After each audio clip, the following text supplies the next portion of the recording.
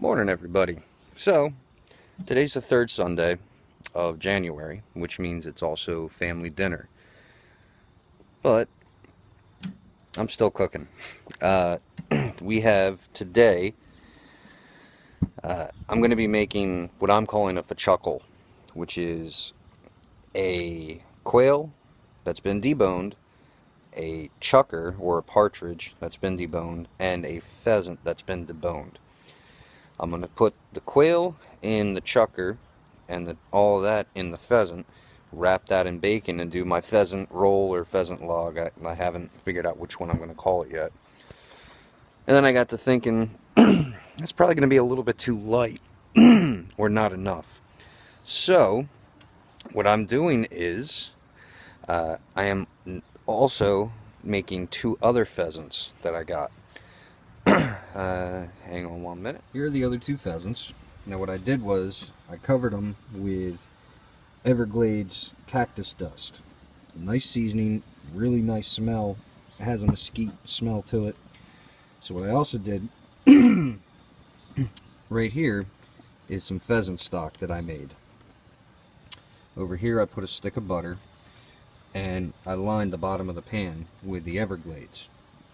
Now you can do this same recipe with chicken if you want. But, so I'm going to have this on the grill with hickory in water, kind of just lightly smoking and puffing away, add a little extra flavor. So I got all that going on. Now, I'm also going to be basting the birds in all this, just because, you know, the pheasants tend to get a little dry. So, got all this going, and keep basting it, checking on it periodically. This one seems real simple, and I'll let you guys know what it looks like when it's done. Alright. One other thing I forgot to mention.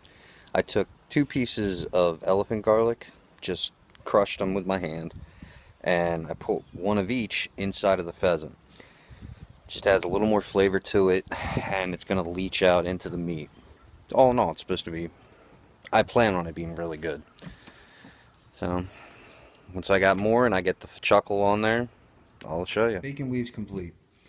Here's all of the deboned birds I had sitting in a marinade for roughly a week. So, all of them are going to go onto that and get rolled up.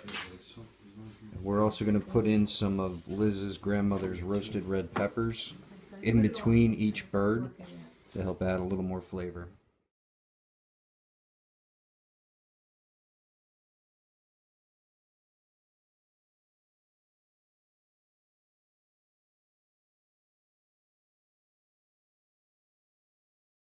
So all the meat's stacked on top of one another. And one little other secret I'm going to do. Sprinkle some of this on the center of it, and then once Liz gets back from ShopRite with the smoked mozzarella, we're going to put that on there too. So for this, you don't need a lot. That's good. Just enough. Add a little extra flavor. Alright, so Liz, who's now videotaping, just came back from ShopRite with the smoked mozzarella. I have that laid on here. No particular order, no particular size, doesn't matter. So now, we're going to roll up the bacon, or roll up the phechukil.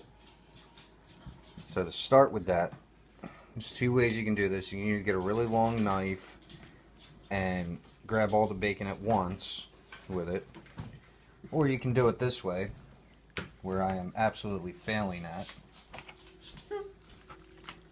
And once you get it rolled,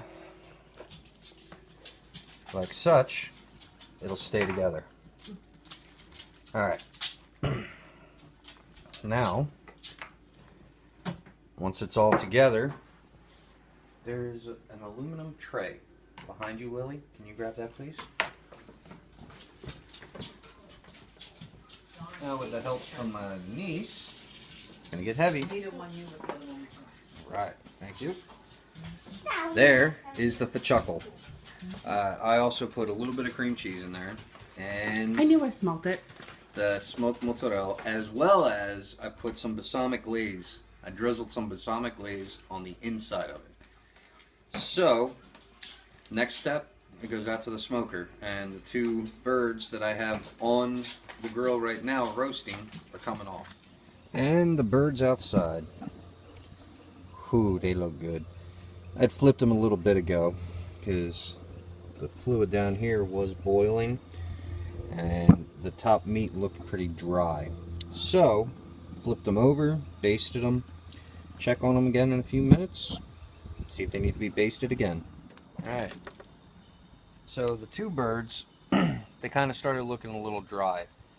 So I put some aluminum foil over top to help keep them moist. Yep, they moist. And I'm going to drizzle or baste them one last time before they come out. Did you flip them? Yeah, I flipped them once already. I'm afraid that if I try and flip them again, they're going to fall apart. Which is actually how you want them to be, but not in this case. Alright, I'll put the aluminum foil back on it.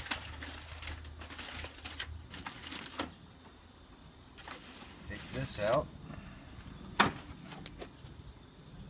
Now, I'm a firm believer in letting the meat rest. And this was on here for a good few hours.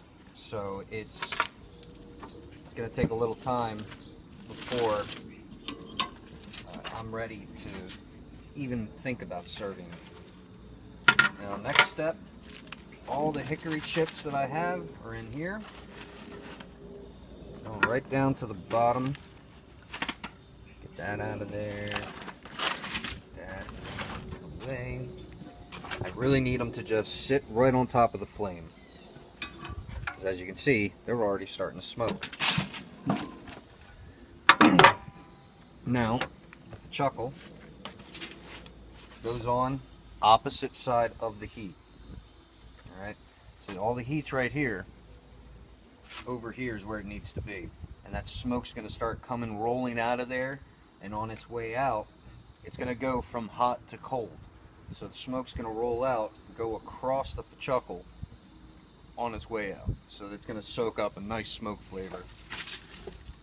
And to do that as well, I got to turn down the flame. Right about there. Because right now the grill's at 300 degrees. Doesn't need to be that hot. Doing low and slow. So here's the two birds that came off the grill from roasting, and my old man here is going to be sampling. Hey, older sister. Well, tell me what you think. Seasoned well. I'll have me another. Yum yum. Heat them up. Sadly, he's not acting.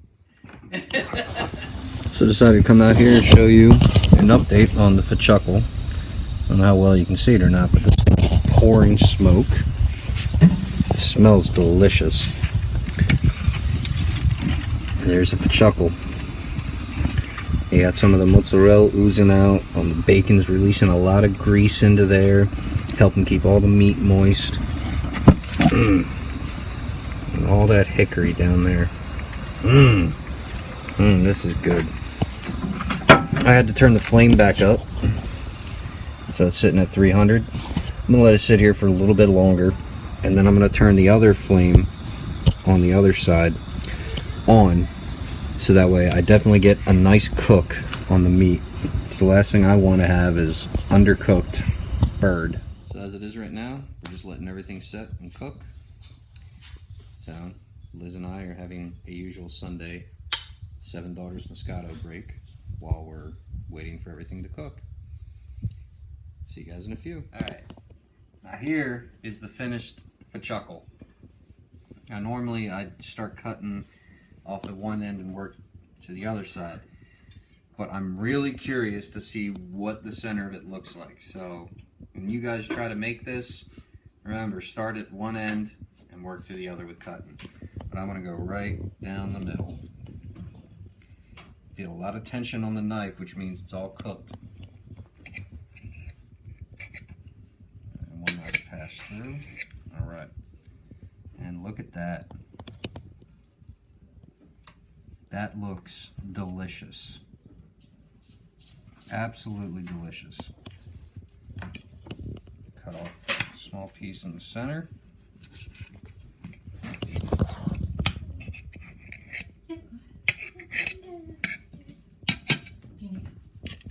Look at that. All the meat in one slice. Smells delicious, and I bet this is going to taste delicious. Sorry for eating in front of you guys, but as barbecue boys say, pitmaster privilege. Alright. So here's some of the meat.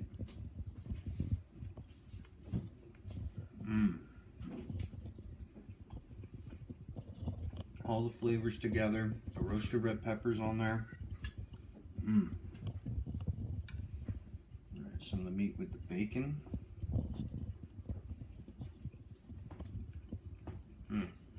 Wow.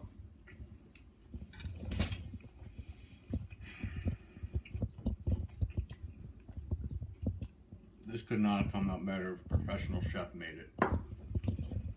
One last thing it's missing.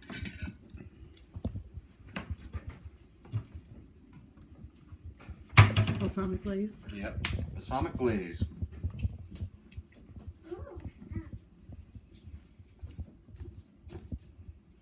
You want to try some, Lily? Is that the... That's the balsamic glaze. I want some Without it? Okay.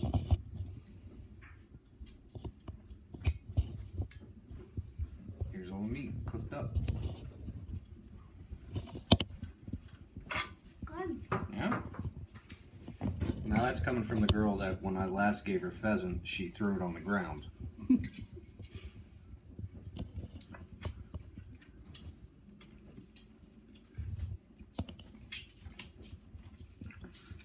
Hot, and it's good, worth the pain. It's so good. All right, so what'd you think of the phechukil, babe? It was really good. Yeah. So good that I have other ideas. Yeah, it's not really me that comes up with most of these ideas. She's the brains behind it all. We actually also ended up saving the grease that got cooked off of the phechukil. We'll be making nuggets with that. Yeah, I was actually going to wait and just say leave it ambiguous, but No, I'm too excited. we're going to make nuggets out of the chukar with them, and we actually have our own batter we use too. So, for next Sunday, that's on the menu.